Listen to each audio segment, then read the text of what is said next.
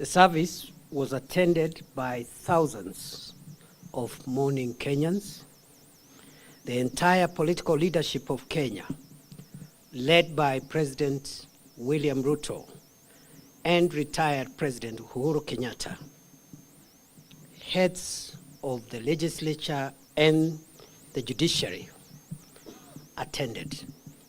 The two speakers of parliament, as well as the Chief Justice, were present.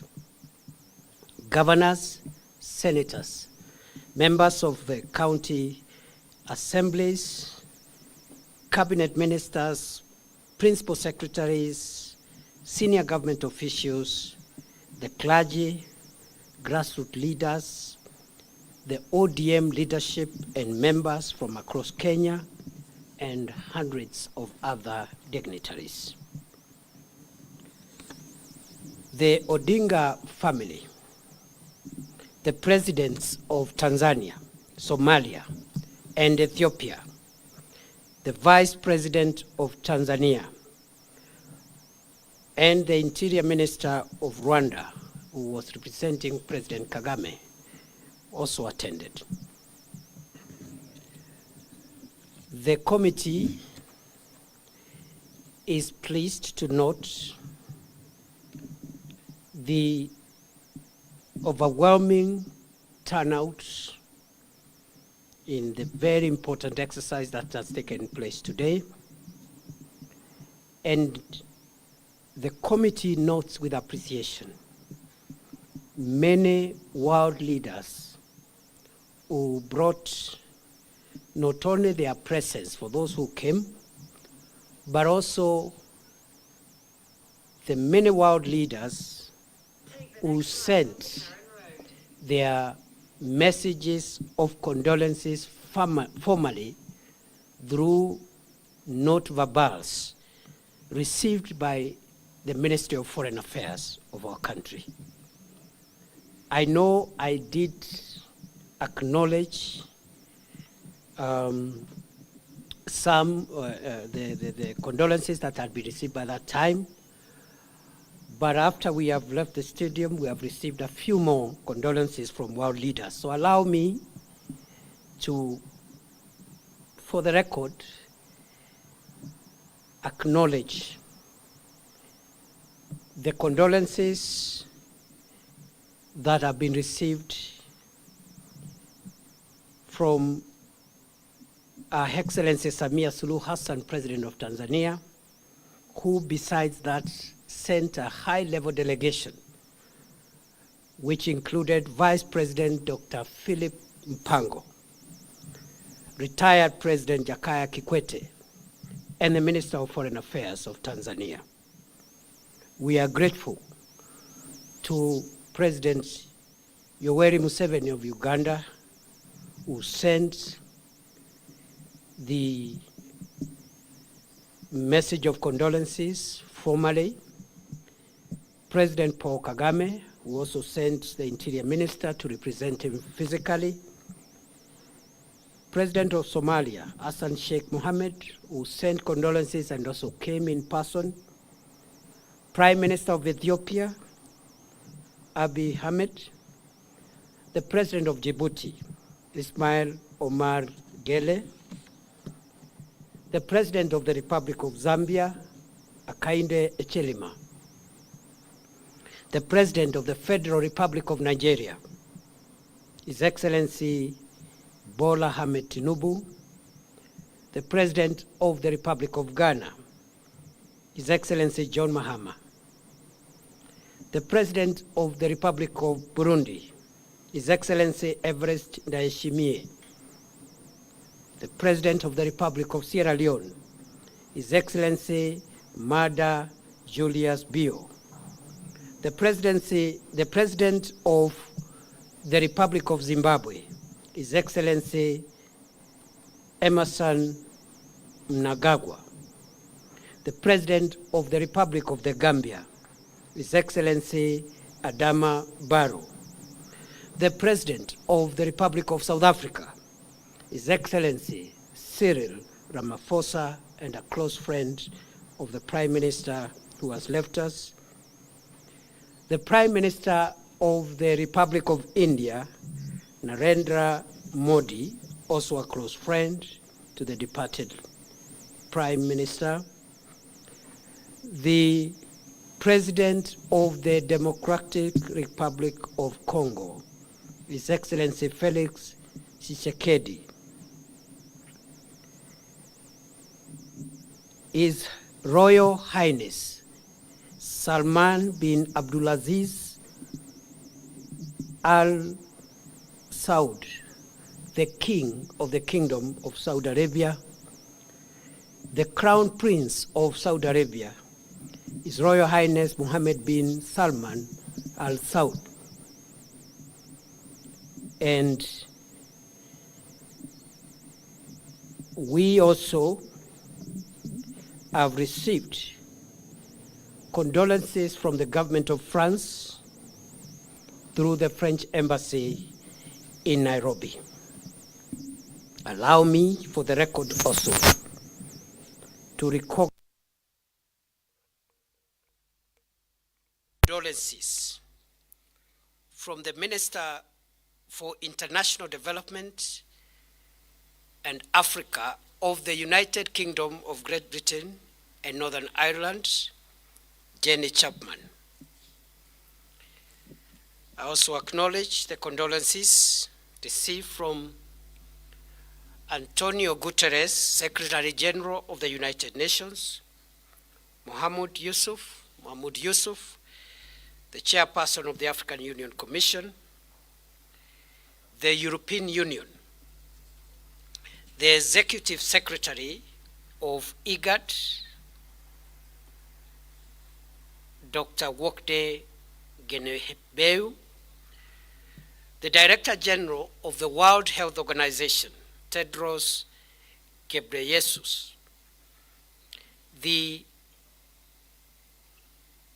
Executive Secretary for United Nations Commission for Africa, Clever Gatei, the Assistant Secretary General of the Commonwealth of Nations, Louise Francesi, the Secretary General of East African Community, Veronica Nduva, but we have also the condolences of the Chairman of the United States Senate Committee on Foreign Relations, Senator James Risch, the embassies of Italy, the government of Australia, the government of Canada, the government of the Russian Federation, the government of the People's Republic of China. And you can see for yourself who the late Prime Minister Raila Odinga was, not just for Kenya, but to the world. As the National Committee on the State Funeral of the late Prime Minister Raila Odinga, we are very grateful to all those who condoled with Kenya, and we don't take it for granted that our leader has been so respected. One of our objectives was to make sure that we get the world to know that we consider the late Prime Minister not just a leader for Kenya, but a leader globally. Ladies and gentlemen, having done that, I would like to say a few more things before I invite my co-chair to say a few things and we close this briefing. And I would like to add that before the funeral service, another important event took place, and again we are grateful that we were able to have the mortal remains of the late Prime Minister Raila Odinga lie in state at Parliament buildings. It was our intention yesterday, it wasn't possible. It was possible this morning, and we are very grateful to Parliament for facilitating that important states' rights. And in Parliament, the legislators were able to give their respects to our fallen leader, and also all the three arms of government were represented. The executive, led by President William Ruto, the two speakers of Parliament, and the Chief Justice Martha Koome, who also graced the occasion and also graced the event in Nyayo Stadium. I also must appreciate there are many other leaders whom I cannot mention, especially at Nyayo Stadium, and I did note the other time at the stadium that former Vice President Kalonzo Musyoka, among others, were also present. And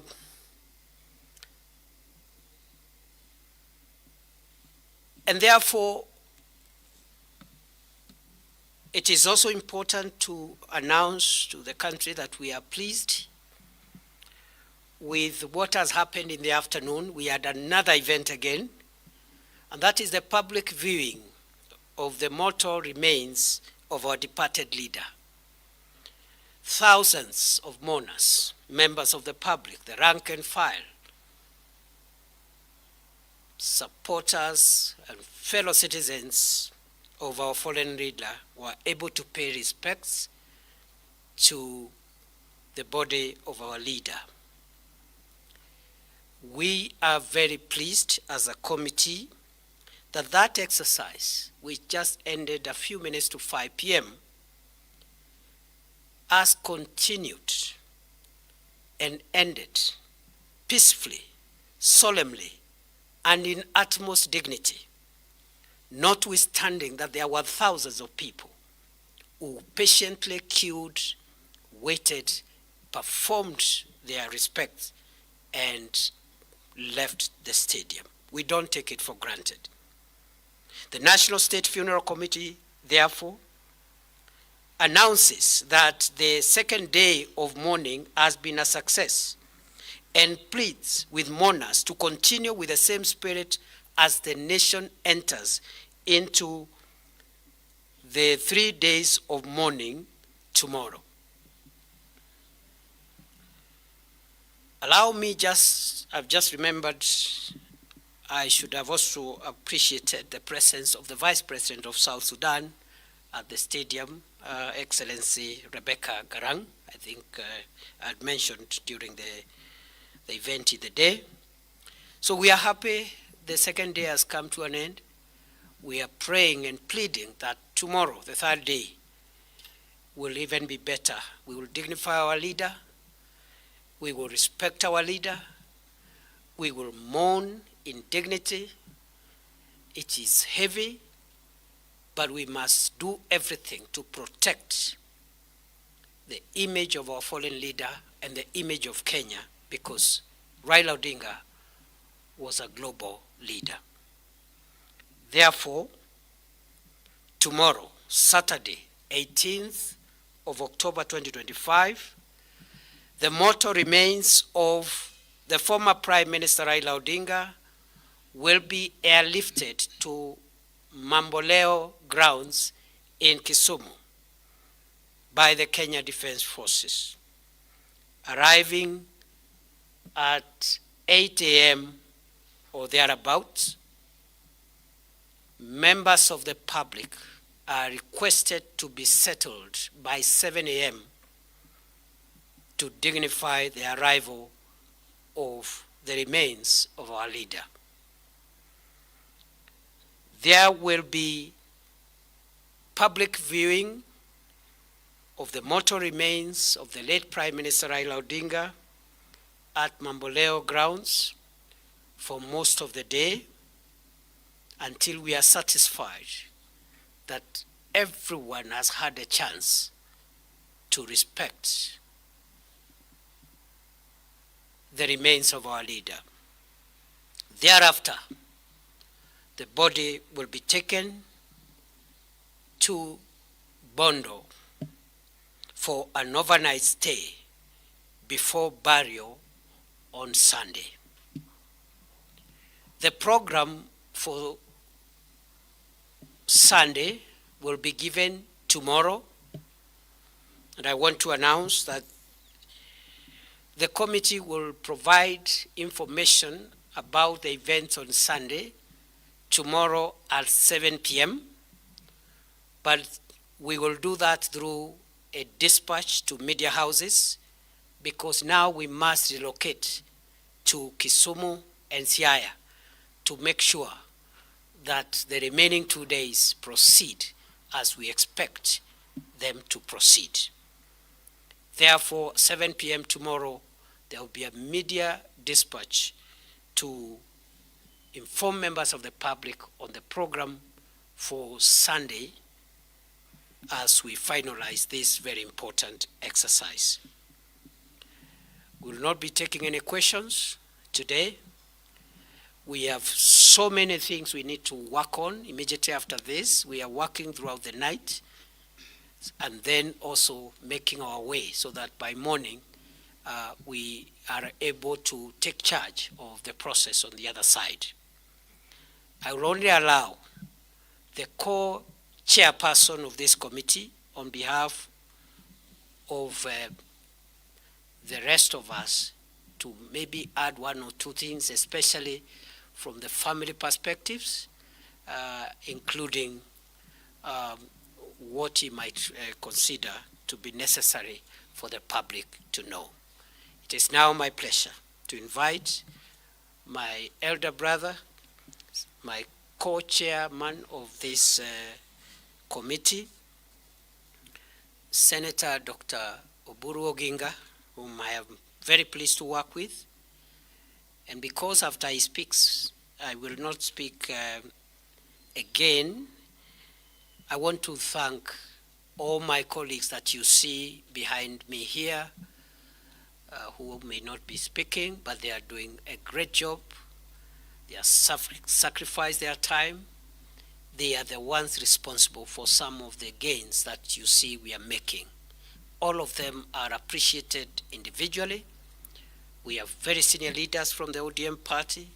We have members of the cabinet. We have family members. And I am very proud to be working with each one of these team members who have made my work very easy. Thank you very much. Senator Oburu, please say one or two things, and then after that we will leave it there. Thank you very much. Have a good evening.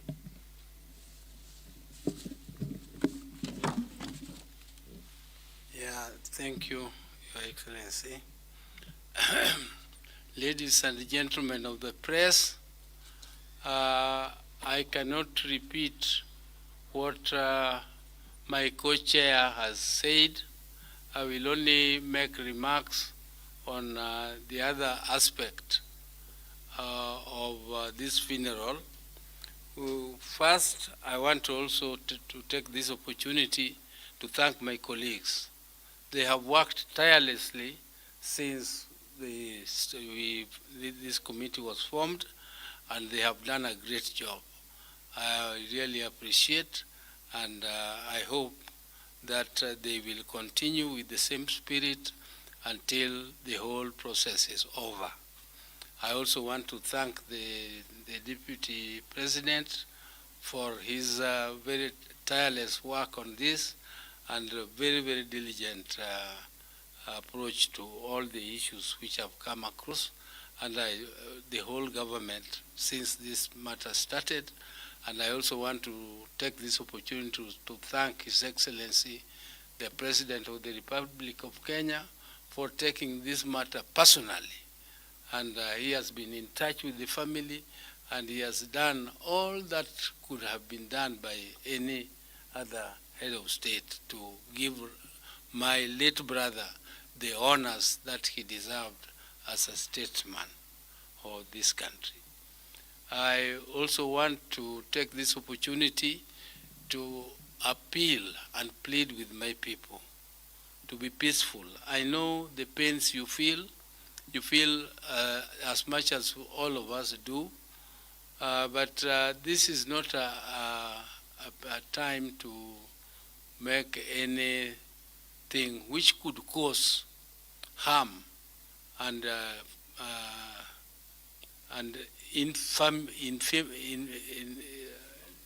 infirmity to our people. We want to behave with dignity. We want our people to respect this occasion, because Raila loved them so much, and they should also treat his send-off with a lot of restraint. Let us not overdo what our mourning. Let us mourn in peace. Let us escort our brother in peace, and let his soul also lie in peace. So please, please, please, my brothers and sisters, when the body arrives in Kisumu, let us view the body peacefully. I would like to express my disappointment that yesterday there was some tear gas which was thrown around. I really don't like tear gas. To see, Raila should not be tear gassed in death. He has been tear gassed enough when he was alive.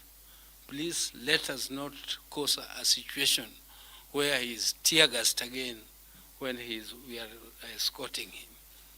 Let us behave in a way that does not give any reason for tear gassing and even using force against our people who are innocent. They have come to mourn, and they should be allowed to mourn peacefully. Please, that is the only appeal I would like to make to our people. Akwayo jodalawa ni yeuru ni mondo wakow Raila gi kwe, wakowe gi muolo, wakowe gi hera, mondo kik bedie wach mora mora manyalo miyo gimoro kaka tear gas kata bonde muochi kama Raila nitie. Gigo osetimrene, osehinyre ngimane kuom higni mang'eny. Ka gigo timrene kukedo kok odwar gimiluongo ni injustice, to kik wadog wamiye a situation makendo pod tear gas dogo ringo kata donje wang'e kama entie, kama koro wadhi kane e bur. Mano e gima duong' ahinya madaher ni mondo akwau kaka ogandana. Ang'eyo ni awacho gini gi dholuo mondo Radio Ramogi to gi radio wamoko, other stations kaka Radio Namlolwe to gi jowa moko be mondo landi maler mondo jowa owinji ni wakwayo kaka family. Wakwayo ni mondo wabeduru gi kwe, kendo agonu erokamano kuom hera ma useng'iso nyaka nyicha jakom nindi, kendo jakom nyicha oherou, ubena uhere, kendo ageno ni wabiro timo kamano. Mano e gima duong' madaher ni mondo awachi. To I know tomorrow we'll be moving home. Sunday will be a day to give the final send-off. And I would like to clarify something which has been in the press. This matter of where the grave of Raila, or where he will be interred, the particular spot. The press has been saying that in Raila's will, he said he wanted to be buried next to his mother, and that we have verified it, and now we are burying him next to his father. Nothing could be far from the truth. Raila, I have seen the will, and it clearly states that he would like to be buried next to, in the place where his mother and father are buried. In the place where his father and mother are buried. So father and mother are buried at Nyamira Kango, Kajaramogi. And that is where Raila is going to be buried, at Kango Kajaramogi, where his father and mother are buried. whether the grave is next to the mother or next to the father, that is now a detail which he did not say, and I don't know why it is important to you, whether it is next to the mother or the father. Both of them are his parents. Both of them are his parents, and that was our decision. And I thank you all. I thank you all, and only plead for peace. Thank you.